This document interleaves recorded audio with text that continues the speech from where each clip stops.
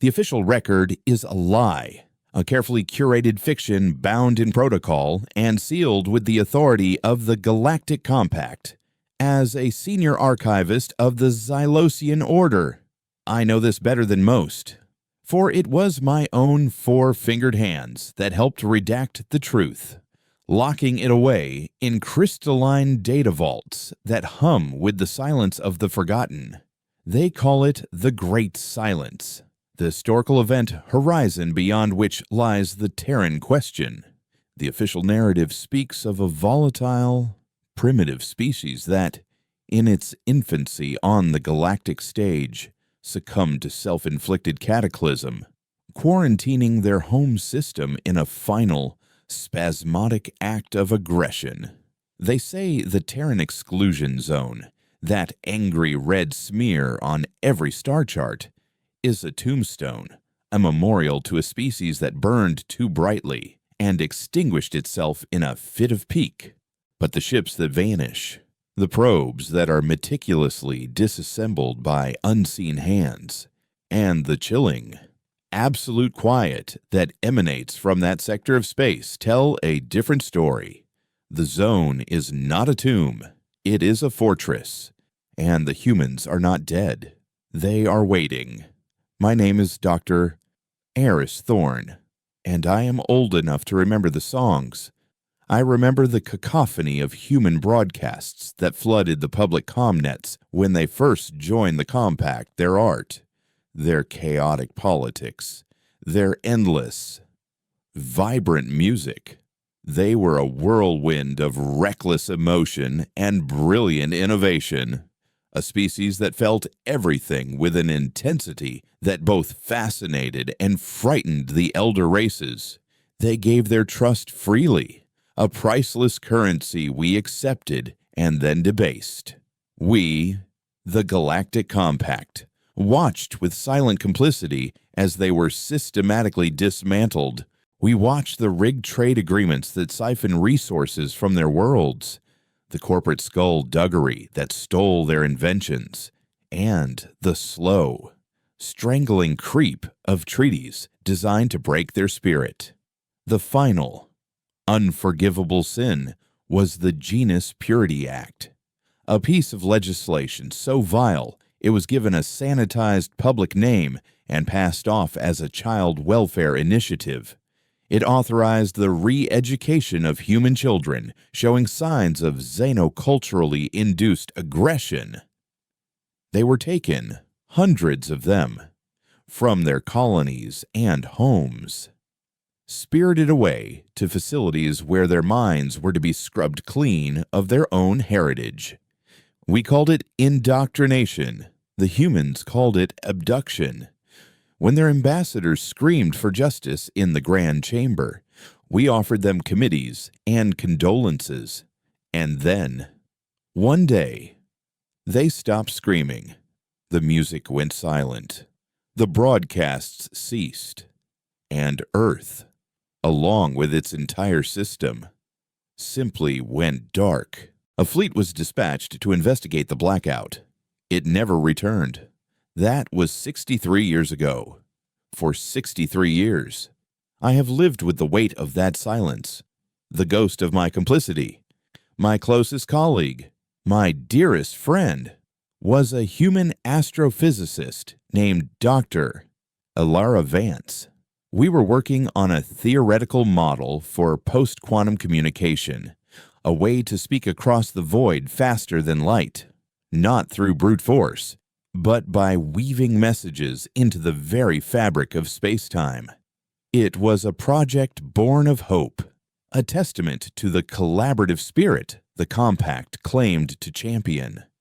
Ilara vanished with the rest of them, another voice swallowed by the silence. Then, 3 weeks ago, a ghost reached out, a data packet, wrapped in encryption so ancient and complex it took all my resources to peel back its layers, arrived in my private archive. It was a whisper from the past, using the very post-quantum protocols Ilara and I had theorized.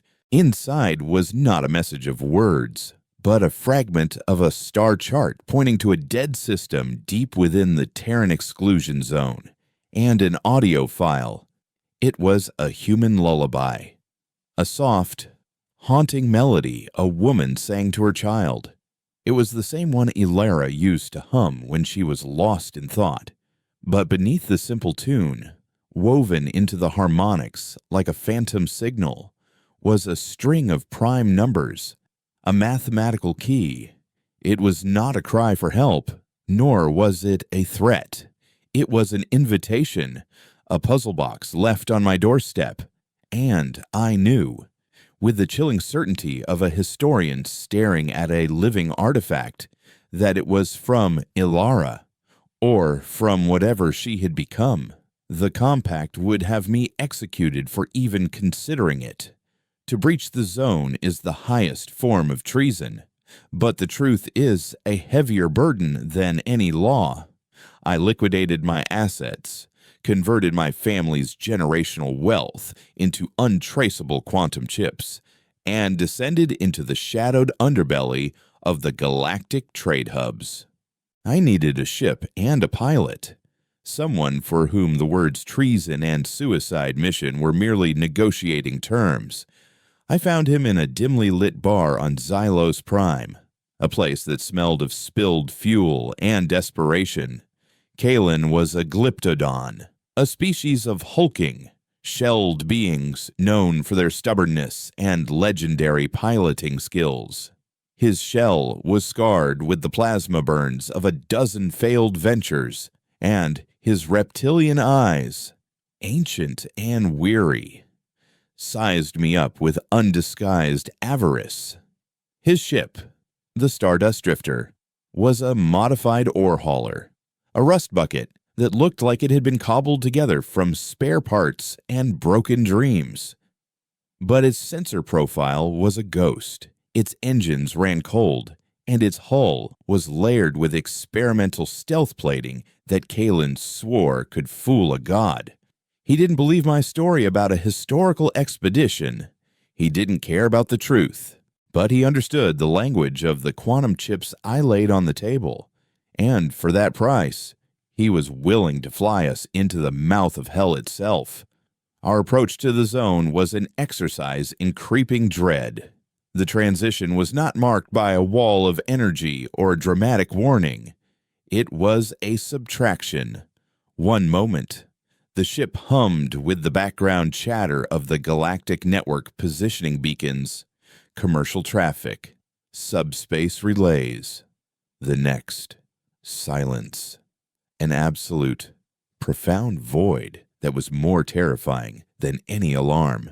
The nav console went dark, every connection to the outside universe severed as if by a scalpel.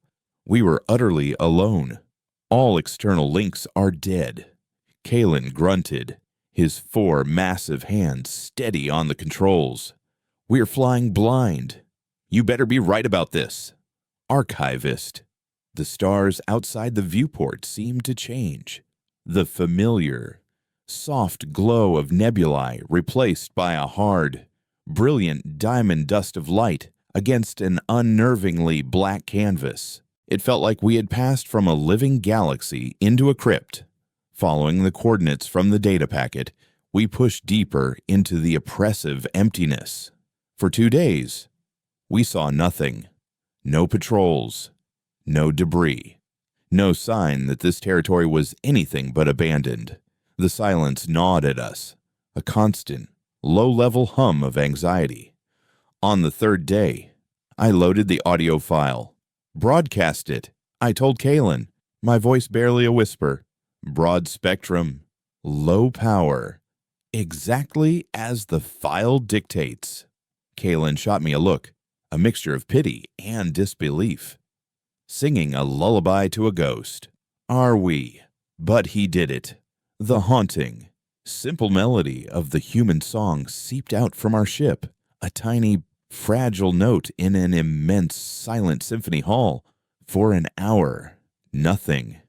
The silence that answered was heavier than before, as if the void itself was holding its breath, listening, My hope began to curdle into despair. Kalen was about to speak, to tell me the fuel was running low and his patience was gone.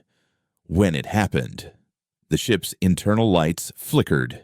The inertial dampeners groaned. A wave of something washed over us.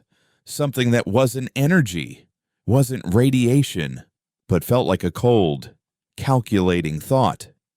And then, every system on the Stardust Drifter died. We were adrift, a dead husk in the dark. Kalen cursed, his powerful fists slamming against the dead console. I stared out of the viewport, my heart's thudding a panicked rhythm against my ribs. And I saw it. So distant it was barely a pinprick, a single point of soft, blue light ignited in the velvet blackness. It pulsed once, twice, a steady, rhythmic beat. Like a heart. It wasn't a star. It was an answer. My invitation had been accepted. The ghost was now waiting. The silence that followed the death of our ship was a different beast from the one that had merely surrounded us. Before, it was the silence of an empty room. Now, it was the silence of a held breath, an expectant, predatory stillness.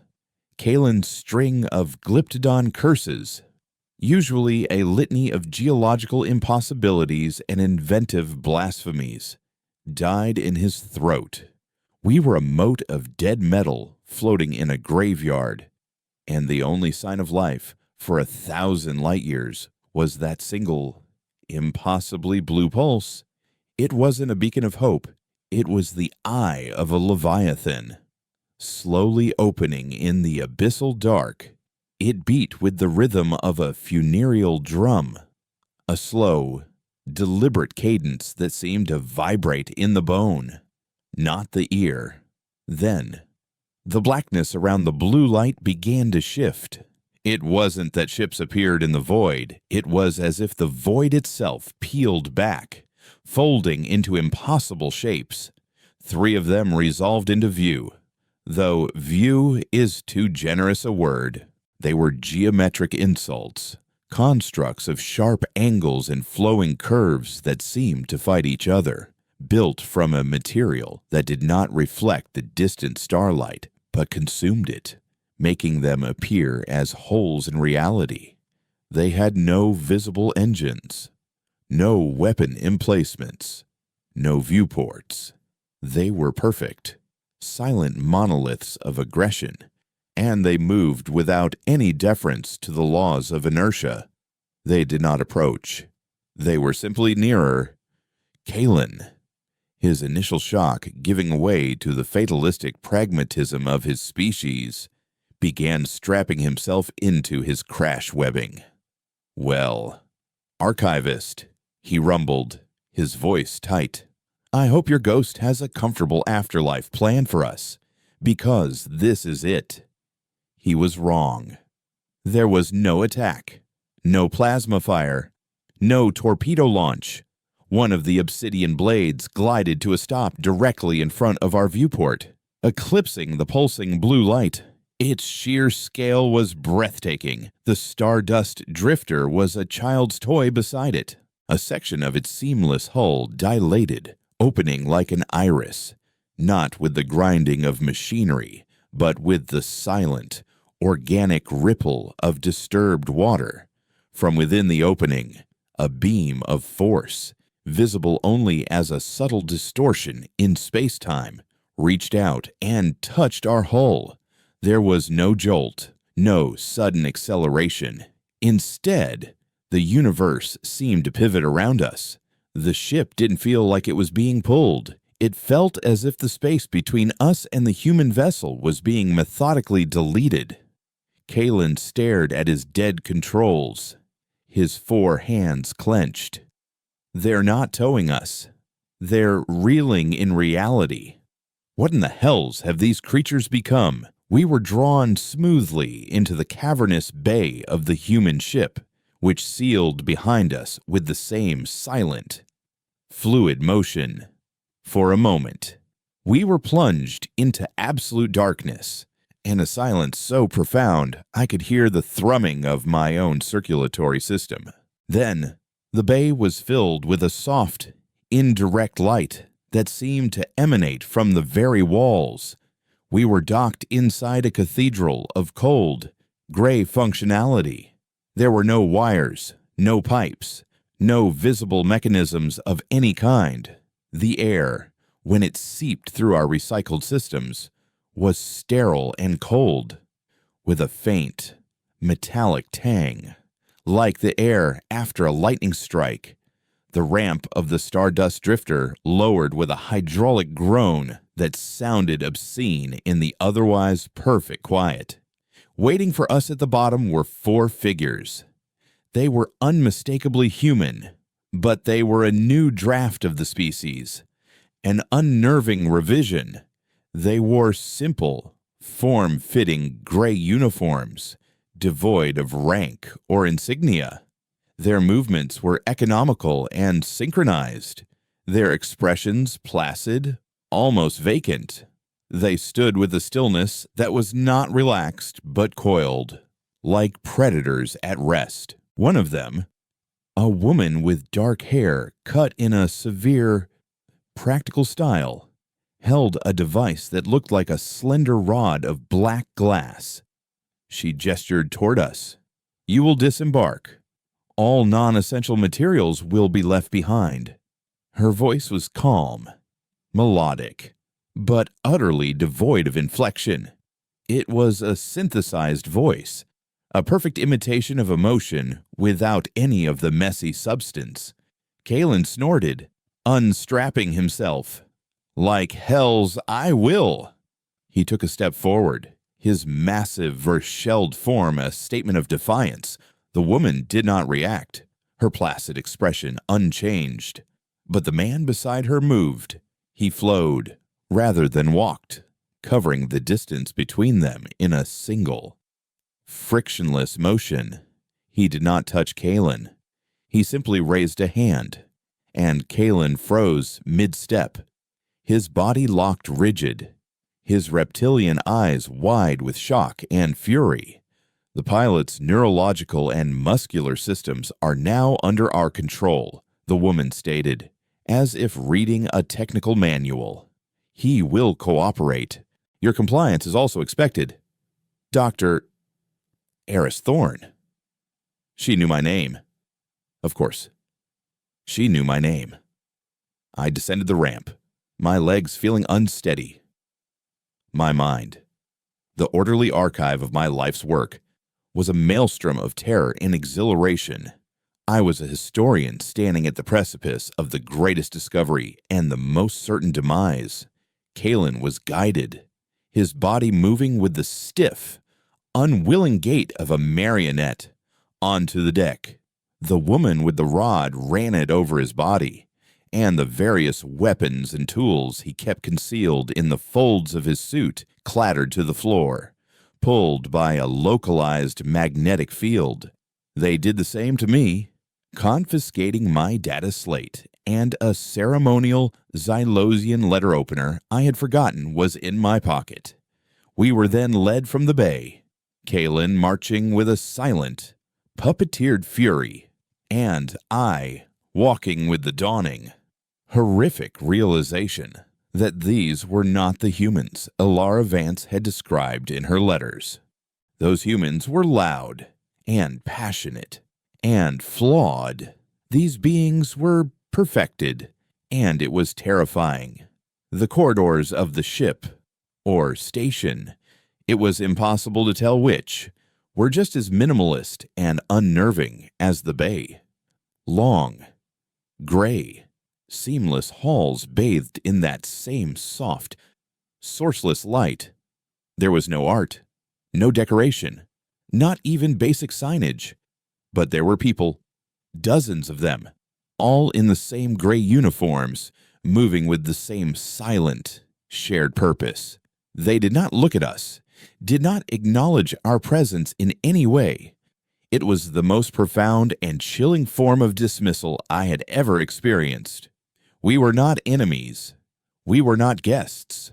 We were merely data, a foreign object being processed by an efficient system. Kalen was led away down a separate corridor, and I was taken to a small, featureless room containing only a simple table and 2 chairs, all appearing to be molded from the same continuous gray material as the walls. The door irised shut behind me, and I was left alone in the quiet. I sat for what felt like an eternity, the silence pressing in on me, until the door opened again. The man who entered was young, perhaps in his late 20s by the old human metric. He had pale skin and eyes the color of a winter sky, so light they seemed almost transparent. He moved with the same fluid grace as the others and wore the same simple uniform. He took the seat opposite me, his posture relaxed, but his focus absolute. His gaze was not hostile, but it was intensely analytical, like a scientist studying a curious specimen. "Dr. Eris Thorne," he said. His voice was not synthesized. It was real, and it was the first sound in this place that held any trace of warmth, however faint. Senior archivist of the Xylosian Order, specialist in pre-compact Terran history, a proponent of the cataclysm theory for 58 of your 63 years of service. He did not ask for confirmation. He was stating facts from a file. "Who are you?" I asked, my voice hoarse. "My designation is Elias. I am a curator of what he gave the slightest of smiles, a fleeting, almost imperceptible upturn of his lips, of memory, of truth, the things you were paid to bury. Dr. Thorne." The calm accusation hit me harder than any physical blow.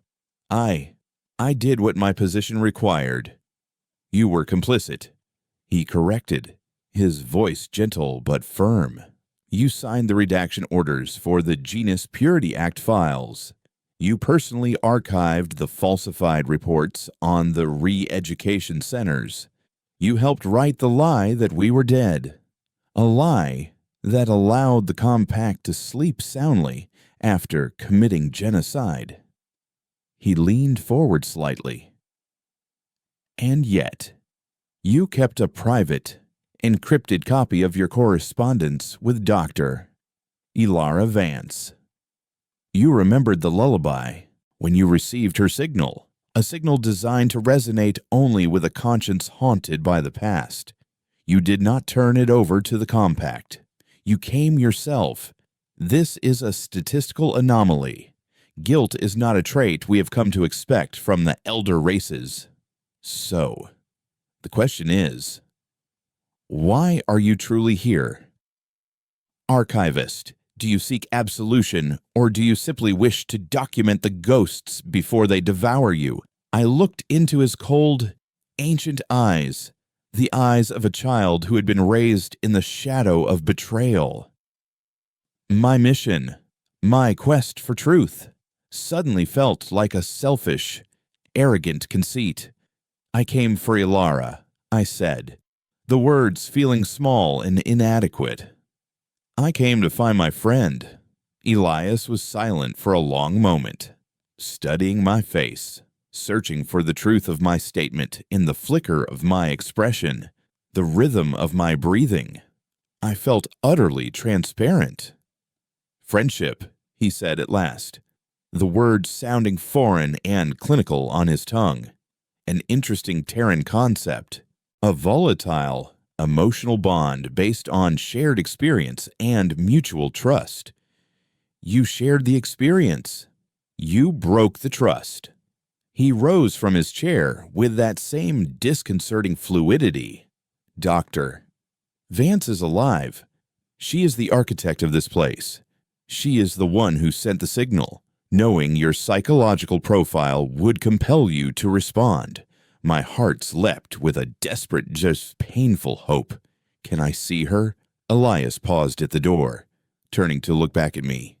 His pale eyes held no malice, only a profound, chilling clarity. That is not the relevant question. Archivist. Doctor, Vance has been observing your approach, your capture, and this very conversation. The question is not whether you can see her. It is whether, after listening to your justifications and seeing the truth of your complicity in your heart, she will agree to see you. The door irised shut, leaving me alone once more, no longer a historian seeking a lost civilization, but a defendant awaiting the verdict of a ghost I had helped to create. The weight in that gray, silent room was a form of psychological erosion. Without time, without sound, without any external stimuli, my own mind became the executioner. Every memory of my complicity, every redacted document I had ever signed, every time I had averted my gaze when a human delegate spoke of injustice in the grand chamber, it all rose from the depths of my archive, not as data, but as visceral, living regrets. I was no longer a historian observing the past. I was a fossil trapped in amber, forced to stare at my own perfectly preserved failures, my sense of self, my professional pride, the very identity of Eris Thorne, senior archivist, began to feel like a flimsy costume. When the door finally irised open, it was Elias who stood there. His pale eyes offered no comfort. "She will see you," he said, his tone as flat as if announcing a change in the atmospheric pressure. He gestured for me to follow. The journey was not a walk. Elias led me to a circular platform at the end of a short corridor. As we stepped onto it, the world dissolved. There was no sensation of movement, no vertigo, no sound. There was only a brief, disorienting flicker of non-existence, a feeling like a line of code being deleted and rewritten elsewhere. When reality reasserted itself, we were in a different place entirely. It was a vast, circular chamber, and one entire wall was not a wall at all, but a window that looked out upon the solar system. I saw the angry red eye of Jupiter, the serene rings of Saturn, and there, nestled in the protective dark, was Earth. It was shrouded, veiled in a shimmering, semi-transparent field that swirled with captured light, making it look like a pearl submerged in deep water. It was the most beautiful and terrifying sight I had ever witnessed. A world turned into a fortress, a cradle turned into a citadel. Standing before the window, her back to me, was a woman. She was taller than I remembered, and her form was unnervingly still. She wore the same gray uniform, but hers was threaded with faint, pulsing blue lines of light that mirrored the rhythm of the distant beacon we had followed.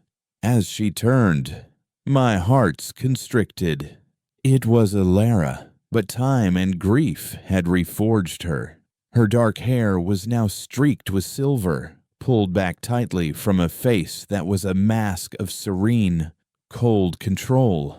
Her eyes, once warm and full of chaotic, brilliant life, were now calm, deep, and ancient.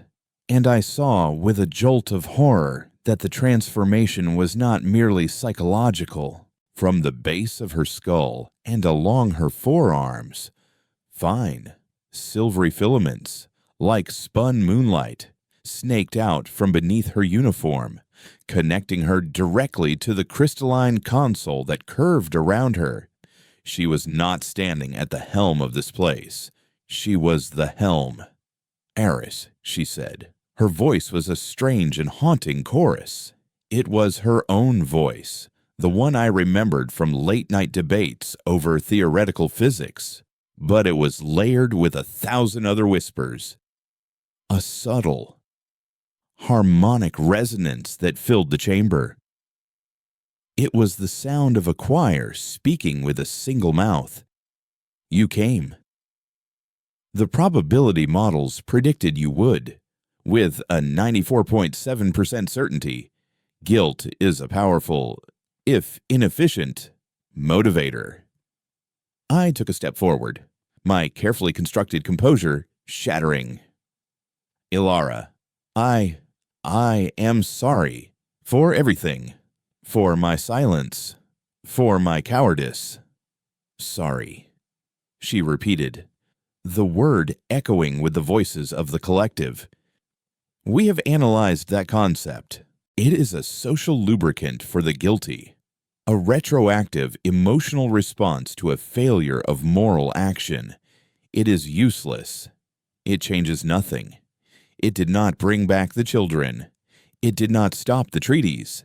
It did not prevent our betrayal. Her calm dissection of my apology was more painful than any shouted accusation. This was not the friend I had lost.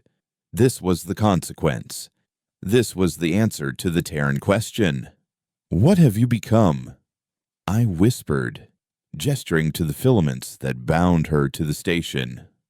We have become what was necessary, she said, her gaze unwavering.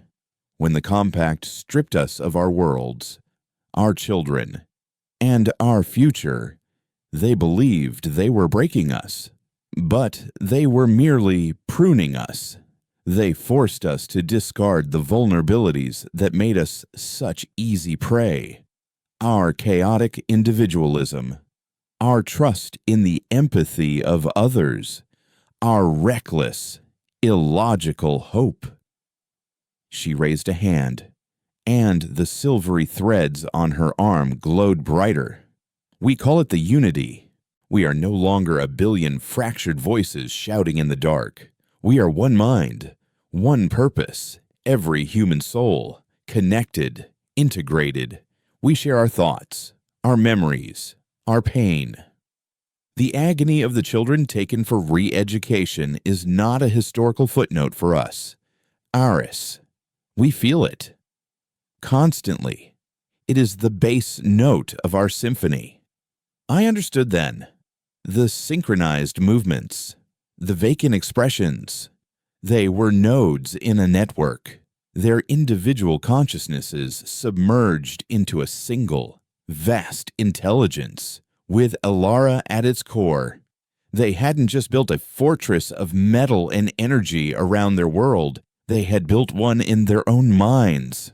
Why, I asked, my voice trembling. Why bring me here for revenge? To kill the Xylosian who signed the papers. Revenge is an emotional indulgence.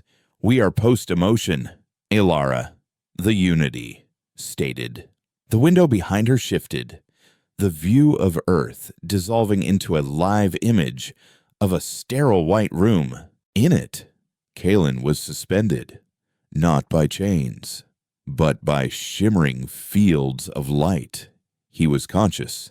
His reptilian eyes wide with a terror that transcended fury. A single, needle-thin filament, like the ones connected to Ilara, was attached to the base of his skull. His memories, his knowledge, his very being were being unspooled like thread, fed directly into their collective. Your pilot is a data source, the Unity explained, its voice devoid of malice. His knowledge of galactic trade routes, compact military protocols, and underworld contacts is being archived. It is a painless, efficient process of disassembly. He will be a valuable addition to our library. I felt sick. It was a violation more profound than death. You called me here for this to watch. No. Ilara's voice cut through the chorus, a brief, sharp echo of the woman she once was, before being submerged again into the whole. We called you here because of what you are, an archivist. The lie the compact built is vast, but it is imperfect. It is a story with redacted pages. We can see the shape of the redactions from the outside, but we cannot read the words beneath. The Xylosian archives are the most secure in the galaxy.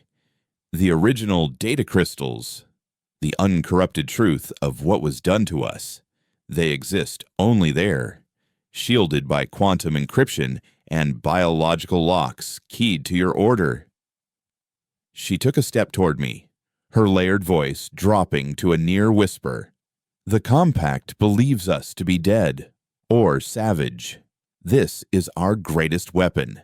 They are complacent. They are stagnant. They have not evolved. We have. And we will not allow the threat of their greed and fear to exist any longer. We will dismantle them, not with war, but with surgery. We will cut out the corruption, expose the lies, and force the galaxy to see the truth. But to do that, we need the original records. We need the master key to your archives. The purpose of my invitation, the reason for this entire elaborate and terrifying reunion, crashed down upon me. I was not a defendant. I was a tool, a key they had summoned from across the void. You want me to betray my people, I said, the words tasting like ash. We want you to serve the truth, the unity corrected. It is what you have claimed to do your entire life. We are merely offering you the chance to finally do it without compromise. The image of Kalen flickered and vanished, replaced once more by the veiled, silent earth. The choice was laid before me in the cold, sterile air. I could refuse and be disassembled like Kalen, my knowledge extracted and my conscience discarded as useless data. Or I could become the willing instrument of a ghost, helping to unleash a terrible, righteous vengeance upon a galaxy I had sworn to serve. Alara the woman, the ghost, the god in the machine waited for my answer, her thousand-voice whisper the only sound in the heart of the great silence. The weight of the unity's proposition settled in my bones, a chilling, petrifying pressure. It was a choice between two betrayals. I could betray my own species, my life's work, and the fragile peace of the Galactic Compact, a peace built on a foundation of lies, but peace nonetheless. Or I could betray Ilara again, betray the memory of the children and the truth I had so diligently helped to bury. In their post-emotional state, they saw it as a simple, logical decision. Serve the truth or be rendered down into useful data. For me, a creature still drowning in the chaotic currents of guilt and fear. It was an impossible schism.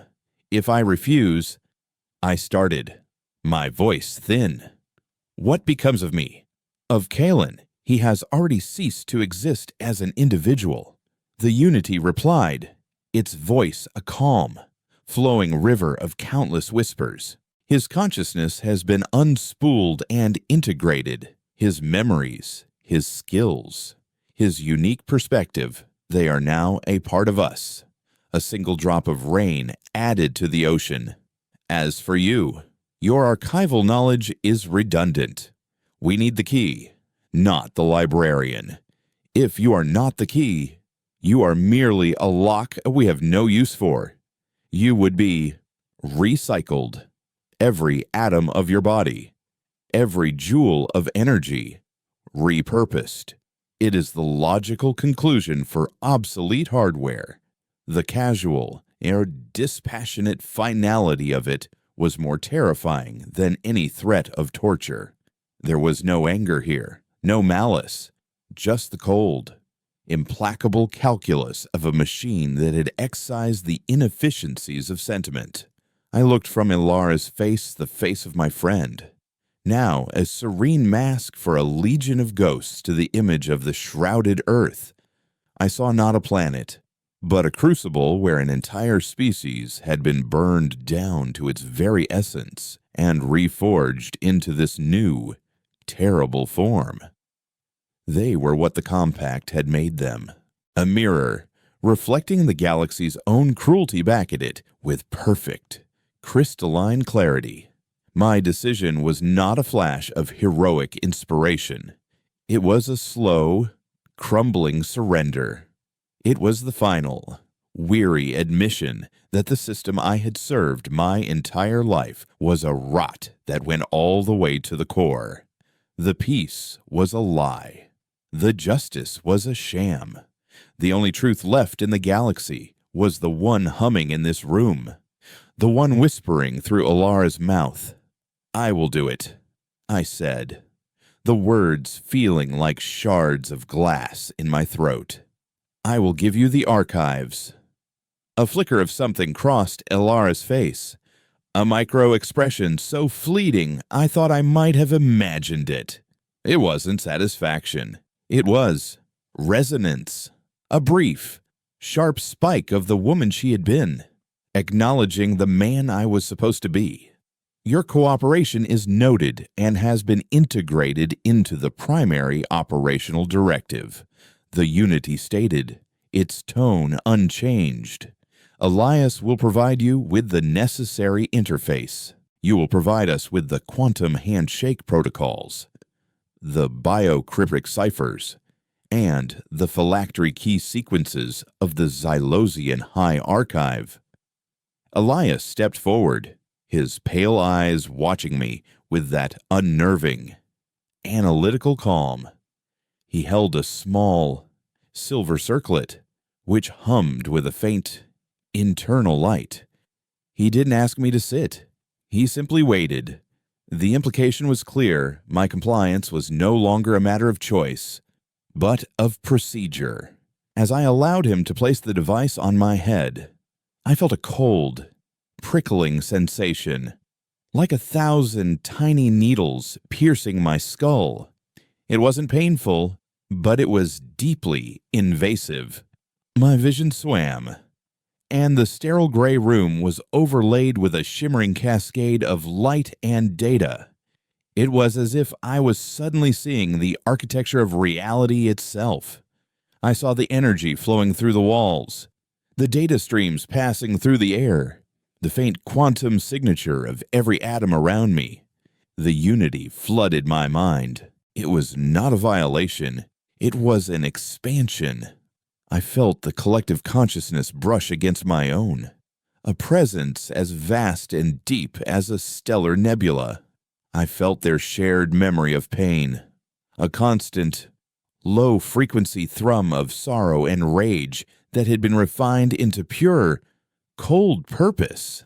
I felt the ghost of Kalen, not as a personality, but as a newly acquired dataset, his cynicism, his expertise, his final moment of terror, all cataloged and cross-referenced. And then I felt Ilara, a distinct, powerful current within the ocean, a guiding intelligence that was both the heart and the brain of this new humanity. "Show us." Her voice echoed, not through the air, but directly in my thoughts. "Show us the path home." Closing my eyes, I retreated into the one place I was the undisputed master, the archive of my own mind. I navigated the labyrinthine corridors of memory, past decades of cataloging, redacting, and preserving. I found the sealed room, the one I never entered, where the deepest secrets were kept. The biocryptic ciphers were not just passwords. They were a part of me, woven into my very DNA and neural pathways by the Xylosian order, a living lock that only a senior archivist could open. One by one, I drew them out. The prime chant of Xylos, a mathematical mantra that tuned the quantum tumblers, the kin sigil, a genetic sequence unique to my lineage, passed down through generations of archivists. The mnemonic palace, a complex visualization of the archive's internal structure that I had spent a lifetime building in my own consciousness. I laid them bare for the unity, offering them up like a sacrifice.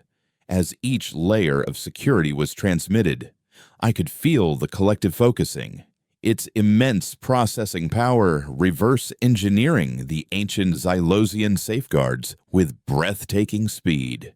They were not breaking the locks, they were learning the language of the locks, becoming the key themselves. The process took hours, or perhaps minutes. Time had lost its meaning. When it was over, the circlet was removed, and the overwhelming sensory input receded, leaving me feeling hollowed out and strangely diminished. The pathway is clear. The unity announced through Alara. The data transfer has been initiated. We are accessing the Xylosian High Archive now. The great window behind her changed again. It was no longer a view of space, but a swirling vortex of pure data. A river of light flowing from a point impossibly far away, directly into this station. They were pulling it all.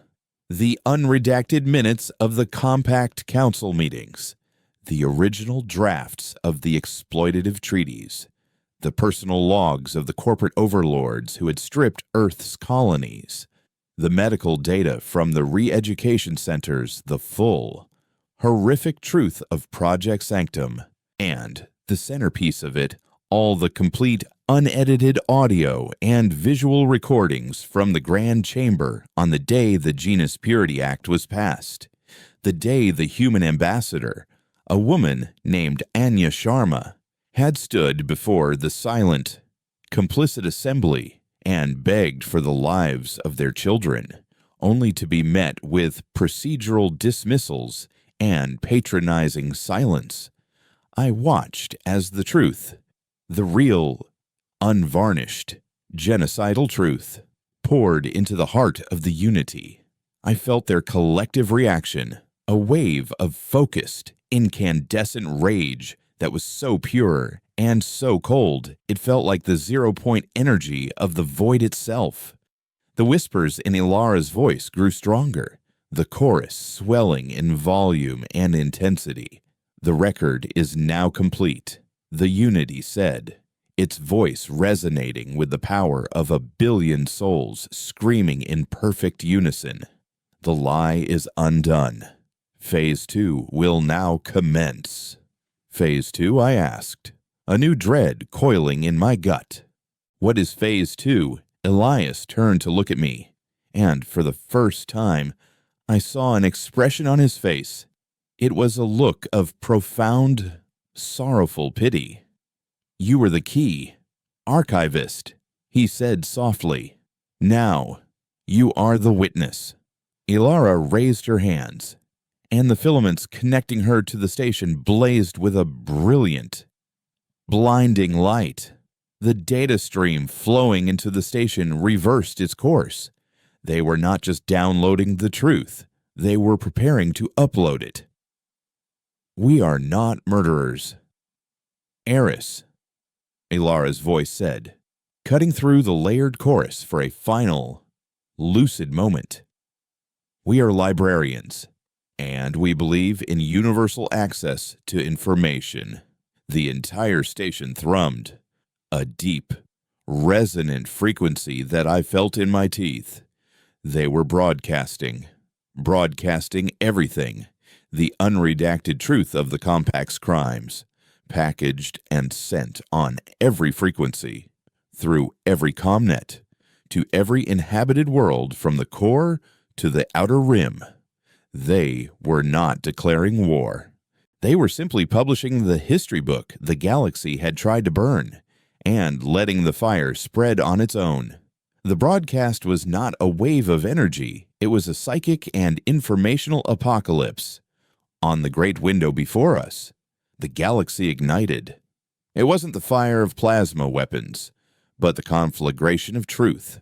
We watched thousands of public comm feeds simultaneously, a mosaic of galactic chaos curated by the Unity's silent will. On Xylos Prime, my own people, a species that prided itself on logic and emotional detachment, rioted in the pristine plazas as the unredacted recordings of their leader's complicity played on every public screen.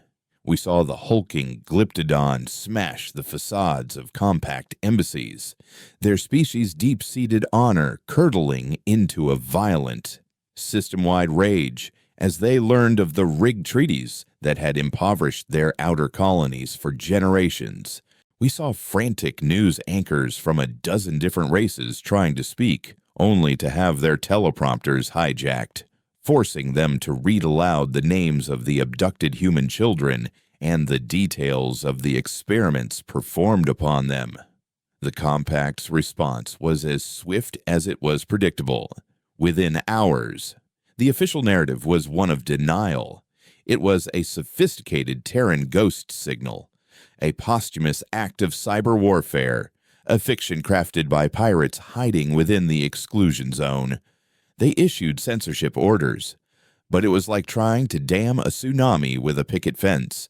The truth was not on the networks anymore. It was in the networks. The Unity had not hacked their systems. It had rewritten the foundational code of their communications infrastructure. Every datapad, every private comm, every ship's log was now a potential conduit for the broadcast. The lie could no longer be contained. "They will send a fleet," I said, my voice a hollow whisper in the vast, humming chamber. I was watching the fabric of the galaxy I knew tear itself apart at the seams. The 8th Grand Armada assembled at the Goran's Hollow Naval Yard. 73 capital ships and support craft. Their projected arrival at the zone's perimeter is in 36 standard hours. The Unity stated through Alara, its tone one of utter certainty. They had not intercepted the orders. They were likely listening to the decision being made in the Compact's most secure war room as it happened. They are coming to sterilize the source of the infection. "You cannot fight them," I pleaded, an old, useless instinct flaring up. "Their firepower is irrelevant." Elias finished for me, his voice soft. He had been standing silently in the corner, a placid observer. "You still think in terms of force and resistance, archivist. We do not resist. We integrate." True to their prediction, the Armada arrived. On the window, we watched them assemble in a glorious, terrifying formation at the edge of the zone, a bristling wall of metal and energy. They hailed us, demanding our surrender, their ultimatum echoing with the hollow authority of an empire that did not yet know it was already dead. The Unity did not respond. When the ultimatum expired, the Armada's lead dreadnought fired a warning shot, a lance of pure energy that could crack a small moon. It traveled for a fraction of a second and then simply ceased to exist. Its energy unraveled into harmless component quanta, less than a kilometer from its point of origin. Then, the Unity acted. There was no counter-barrage, no sleek, black ships blinking into existence. The Armada simply went dark.